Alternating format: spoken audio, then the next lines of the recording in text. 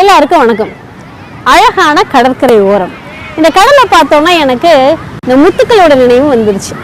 முத்துக்கள் எப்படி உருவாகுது அப்படின்னு சொன்னாக்கா, சிப்புக்குள்ளார தற்செயலாக மணல்கள் உள்ள நுழையும் போது அந்த மணலுடைய துருத்துக்குள்ள அதை வெளியே தள்ளுவதற்காக முத்து ஒரு விதமான திரவத்தை சுரக்குது.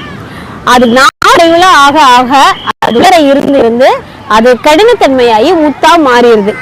வாழ்க்கையில சில நேரங்கள்ல இப்படிதான் நமக்கு தேவையில்லாத உள்ள நுழையும் போது அதை எப்படியாவது வெளியே தள்ளணும் நம்ம போராடுறோம். அதே மாதிரிதான் இந்த சிப்பியும் போராடி ஒரு முத்தை உருவாக்குது.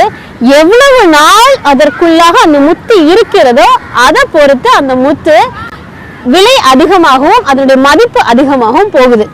அது மதிப்பு அதிகமாவதற்குடைய காரணம் என்ன அப்படின்னு சொன்னாக்கா, அது எவ்வளவு நாள் அந்த சிப்பிக்குள்ள இருக்குது அப்படிங்கிறது தான்.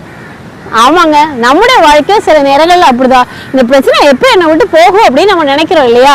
ஆனா அதை எப்ப வெளியே தள்ள நம்ம முயற்சி எடுக்கிறோமோ அவ்வளோ நாள் நம்ம அதை போராடி எடுக்கும் போது நம்ம இன்னும் ரொம்ப ஸ்ட்ராங் ஆகிறோம். நம்முடைய வாழ்க்கை இன்னும் நல்லா மாறுது. நம்ம இன்னும் மெச்சோர்டான ஒரு பர்சனா மாறி போயிடுறோம். அதனால பிரச்சனை வருதுலாம் கவலைப்படாதீங்க. நம்மள அந்த பிரச்சனை ரொம்ப ஸ்ட்ராங் ஆக்கும். எப்படி அந்த விலையிலிருந்து முத்து போற மாதிரி நம்மளும் மதிப்புமிக்க மனிதனாக கட்டாயமாக உருவாகுவோம். நன்றி.